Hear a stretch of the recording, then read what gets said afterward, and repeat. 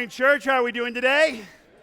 It's good to see everybody. Of course, our campus ministry is not here today. They're all out camping and getting ready for the semester. And so, we appear a little bit older today than we typically do, but more wise. Like there's more wisdom. It feels like there's a higher percentage of wisdom in the room today.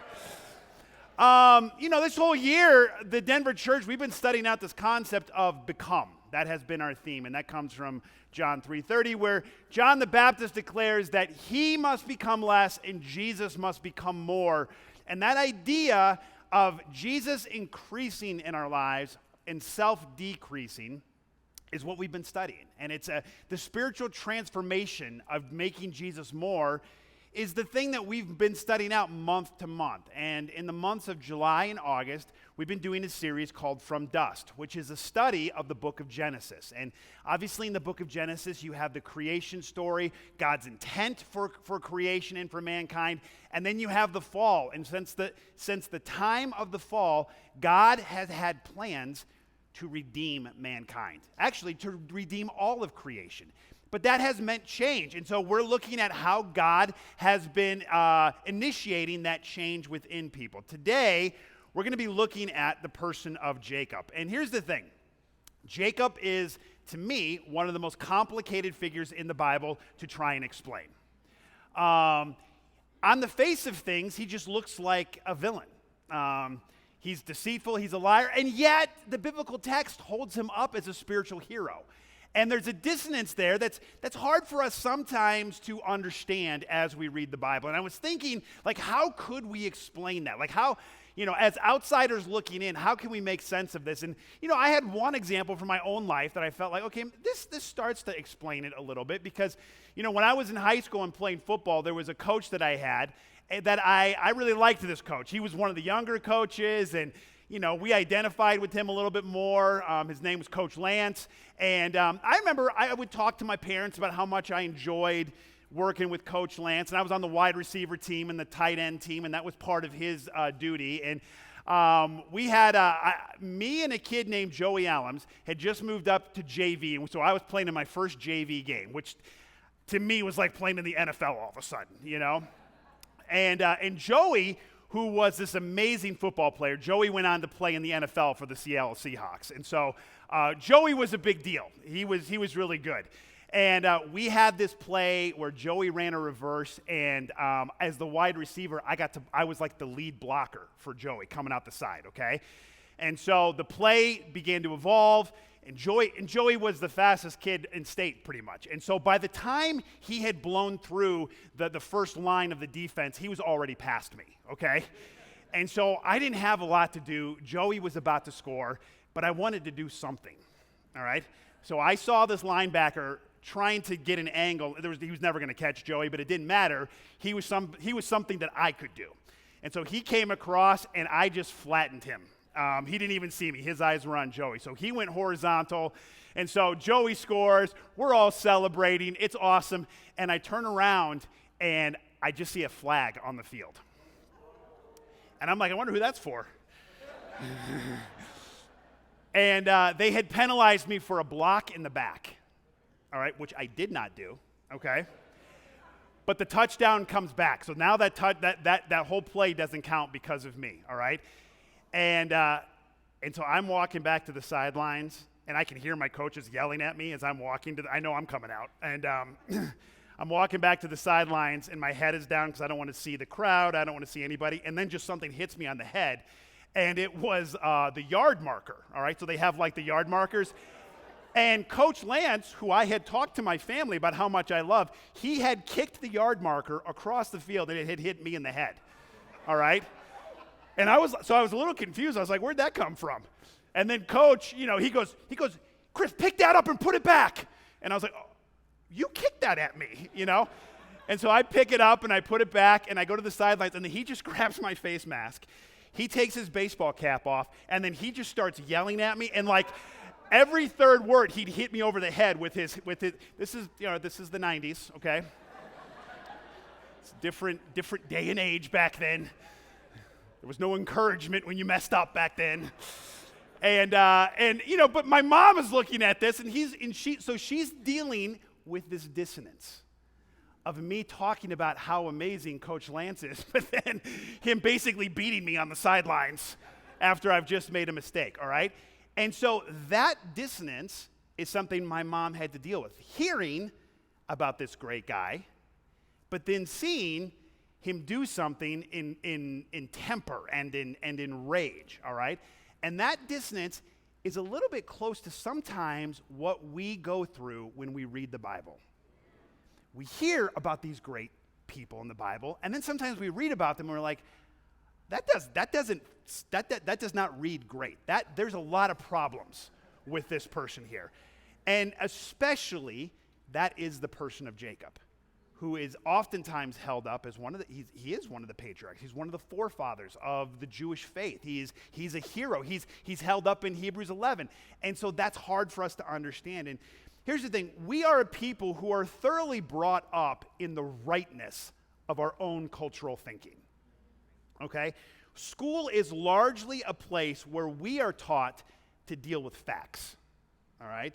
Logical conclusions. Historical cause and effect. All right? In many ways, we are taught to believe that life is a linear trajectory that should always be easy to observe, always easy to measure, and most of the time easy to predict. Therefore, we're often take that thinking into all aspects of our life and our thinking. All right?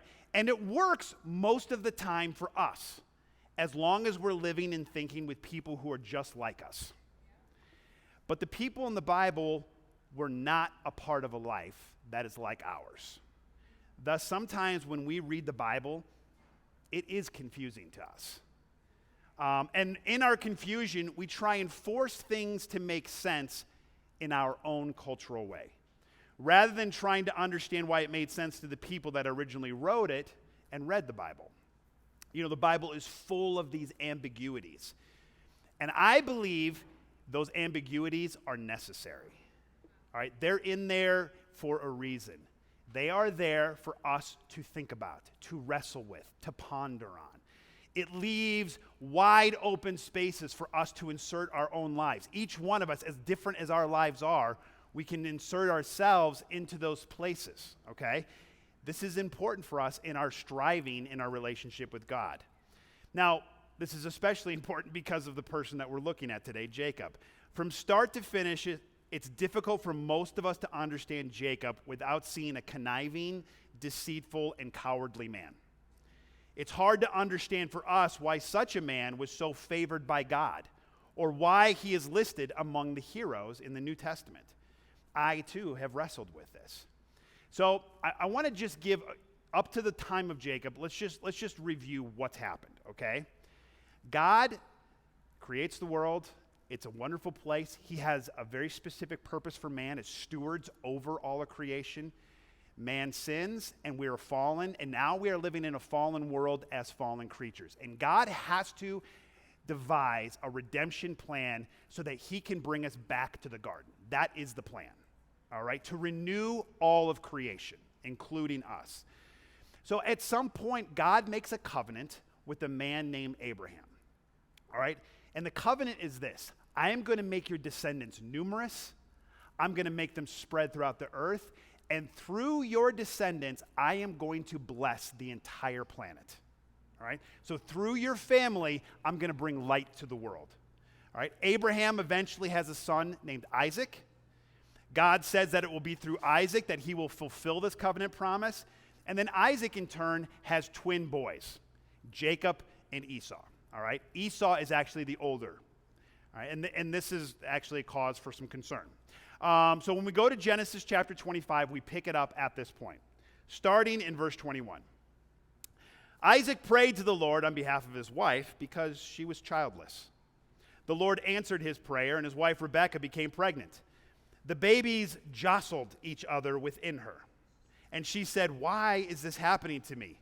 So she went to inquire of the Lord, and the Lord said to her, "Two nations are in your womb, and two peoples from within you will be separated. One people will be stronger than the other, and the older will serve the younger." When the time came for her to give birth, there were twin boys in her womb. The first to come out was red, and his whole body was like a hairy garment, so they named him Esau. After this, his brother came out with his hand grasping Esau's heel. So he was given the name Jacob. Isaac was 60 years old when Rebekah gave birth to them. So what we need to pay attention to in this particular verse is two things. Number one, Jacob in the womb was already wrestling. All right, it says that he is striving with his brother. So he is already wrestling even within the womb. All right, and then secondly, God promised that it would be the younger son that gets the blessing, not the older son. And we're going to explain what that means in just a little bit. Jacob, throughout his life, is always wrestling for the things that he wants, even if they've already been promised to him. Okay? The younger son getting the blessing is contrary to all cultural mores. All right, so typically, almost always, it's the older son that gets the birthright and the blessing. All right, so the family name, the family heritage, it goes through the older son. And yet what God is promising is something contrary to cultural norms. All right? And we're not really told why that is. And that's an important thing as well. We are never told why God gives it to Jacob over Esau. Only that he is going to do this. Okay? Here is one of the reasons why we get a little messed up. Because we don't think that's right. Like, we need to know why. Like, there's got to be a reason why. There has to be a reason why Jacob was chosen over Esau. Either he's a better man than Esau, he's got a special gift, God's going to do something specific through him. You can't just do that for no reason. All right? There has to be something more virtuous about Jacob than Esau in order for God to defy this cultural norm. That's like, we can't even help it. When we read the Bible, we believe that has to be true about every story. And that's what so then we start reading into the story looking for that virtue, looking for that reason. We somehow believe that in order to understand the story, God has to give us the answer why. But Jacob's plot line is not what's important in the book of Genesis. One of the main themes of Genesis is God's promises. All right, and God's faithfulness to his promises. Remember, this is humanity's introduction to who God is, the book of Genesis. All right, this is the introduction into the character of God. And as I've alluded to before, people who would have been reading this contemporary, all right, there were many Middle Eastern creation stories. There were many introductions into who God was in different Middle Eastern traditions. And there are a lot of overlaps between the type of stories that are in all of them, including the book of Genesis. And one of the differences that the book of Genesis is making in its creation introduction to God is that God loves his creation. God makes promises to his creation. And God is faithful to those promises. All right? That is a departure from all other creation stories. And that is something that the people who would have been reading this book for the first time would have really stood out to them. So as they're reading about Jacob, they're not asking the question, why did God make the promise? What they're looking for is, did God fulfill the promise? All right? In this instance, he makes this promise about Jacob, a promise spoken to Rebekah, his mother. Rebekah hears this promise from God himself. I imagine Jacob also grew up hearing about this promise from his mother, Rebekah. I don't think Rebekah kept this to herself. I think she made sure that Jacob knew this as well. Hey, when you were in the womb, you'll never guess what happened. I was praying, you guys were making me sick, and I was in pain. I don't know what you guys were doing in there, but I was not feeling good. I prayed to God, why is this happening to me? And then he explained that the blessing's going to come through you. Right, that you are going to be a great people. Jacob probably understood this, grew up hearing it.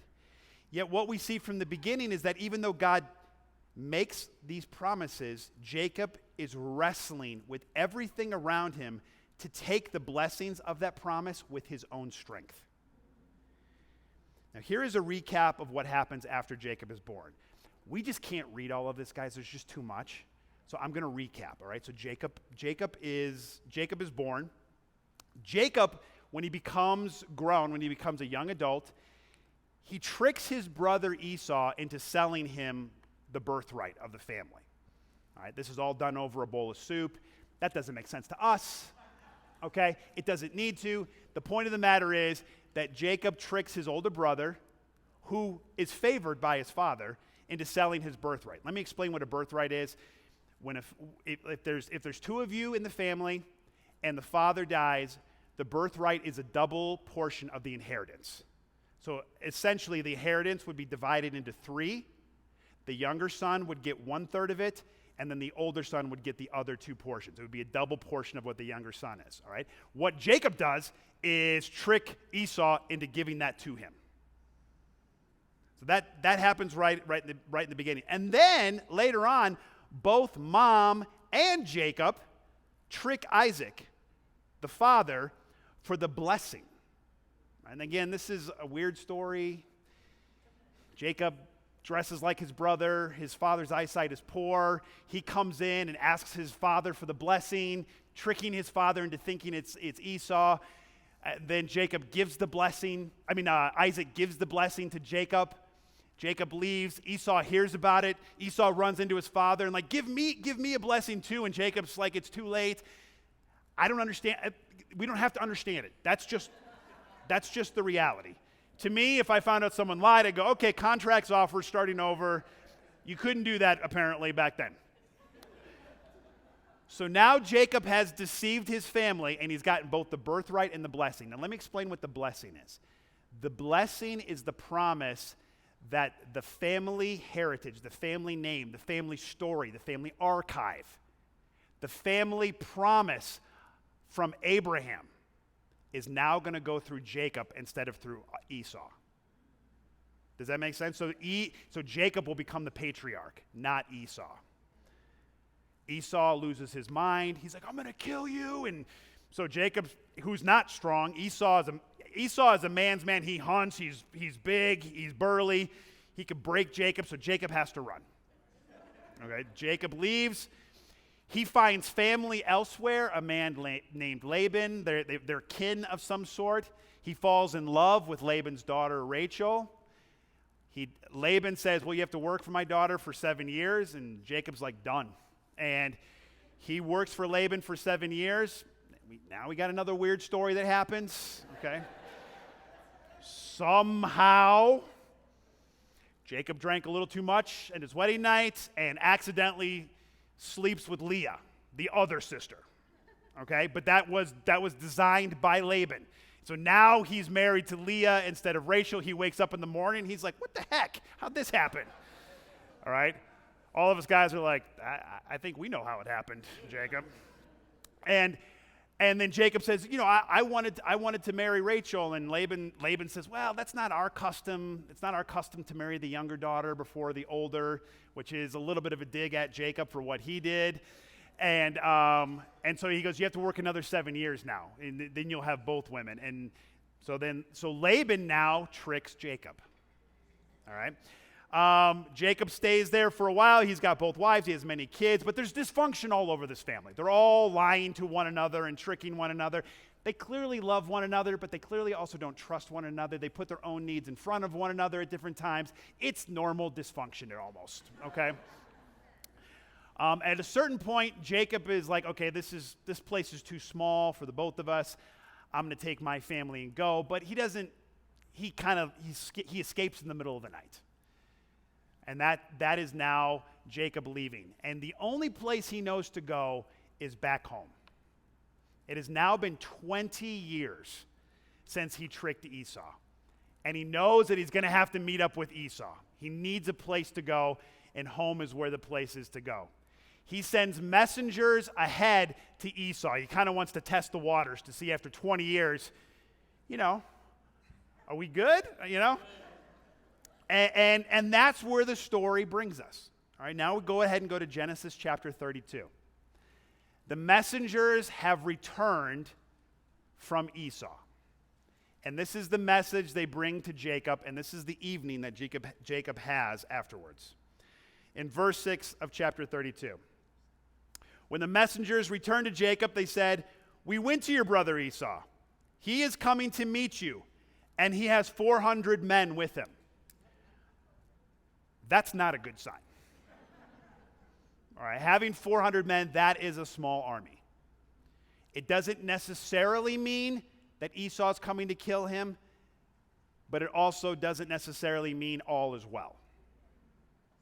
More ambiguity. This is all Jacob knows. Jacob was greatly afraid and distressed.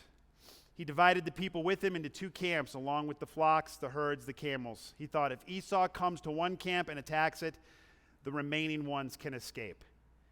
Then Jacob said, he prays, God of my father Abraham and God of my father Isaac, the Lord who said to me, go back to your land and to your family, and I will cause you to prosper. I am unworthy of all the kindness and faithfulness you have shown your servant. Indeed, I crossed over the Jordan with my staff, and now have come with only my staff, and now I have become 2 camps. Please rescue me from my brother Esau, for I am afraid of him. Otherwise he may come and attack me, the mothers and their children. You have said, I will cause you to prosper, and I will make your offspring like the sand of the sea, too numerous to be counted. Now skip down to verse 24. And Jacob was left alone. And a man wrestled with him until daybreak. When the man saw that he could not defeat him, he struck Jacob's hip socket as they wrestled and dislocated his hip. Then he said to Jacob, let me go, for it is daybreak. But Jacob said, I will not let you go unless you bless me. What is your name? The man asked. Jacob, he replied. Your name will no longer be Jacob, he said. It will be Israel, because you have struggled with God and with men and have prevailed. Then Jacob asked him, please tell me your name. But he answered, why do you ask my name? And he blessed him there. Jacob then named the place Peniel, for I have seen God's face to face, he said, yet my life has been spared. The sun shone on him as he passed by Peniel, limping because of his hip. That is why, still today, the Israelites don't eat the thigh muscle that is at the hip socket, because he struck Jacob's hip socket at the thigh muscle. Now, we should make something clear once again. God has already promised Jacob several times now to protect him and that he would make Jacob's family thrive. God promised him when he was born. He promised him 20 years ago. And then he promised him right before he set off to meet Esau. And now Jacob is praying again to God for this blessing, all right? In the time that Jacob went from, and in all of that time from when he left Esau, Jacob went from having nothing except his staff to being a very wealthy and prosperous man with many sons and many people in his entourage, including the woman he so earnestly worked and prayed to marry. Every one of his dreams has come true to this point. God has fulfilled every one of his promises. And yet he faces his brother Esau, and he is completely unmanned once again. There are many signs and much evidence that God is doing already exactly what he promised Jacob so many times. And yet on the eve of meeting with Esau, Jacob does not trust God. You know, people who lie, they don't trust either. Those who make deception and deceit a natural way of dealing with life and problems always struggle trusting everybody else, because they believe that everybody else is just like them. They project their own propensity for deceit upon the people around them, and thus they have a very difficult time trusting God. And that is what Jacob is like. Jacob has been wrestling with the blessings that have been promised him his entire life. He wrestled with Esau in the womb. He now wrestles with God. Jacob continues to wrestle with God over what he's already been promised, over which so many things God has already fulfilled. This seems to be an eternally human attribute. God makes us promises. We don't trust him. We try and do it ourselves. We even wrestle with God over the very things he's promised us to give. It would be like if your father, when you are 15 years old, promises you that when you turn 16, he will give you a car. And on the eve of your birthday, you go out and steal a car because you do not trust that your father will fulfill his promises. Jacob is that in a nutshell. What is the result of wrestling with God for the very things that he's already promised you?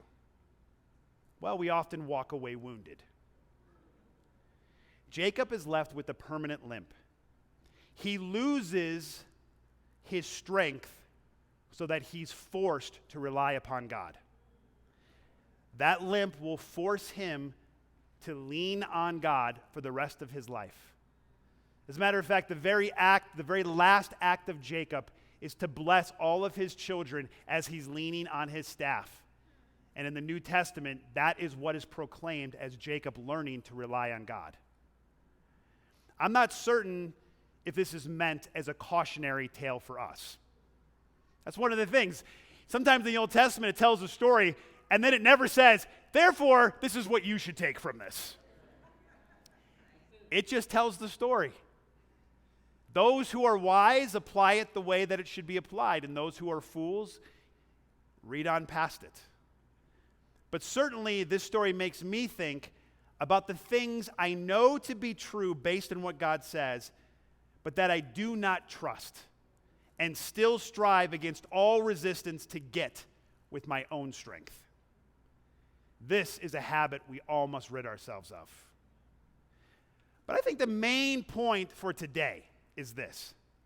God still remains faithful, fulfilling promises about Jacob, despite how awful Jacob is sometimes. Does Jacob become a good man at the end of the story? Well, let's clear something up here. The Bible never says Jacob's a bad man.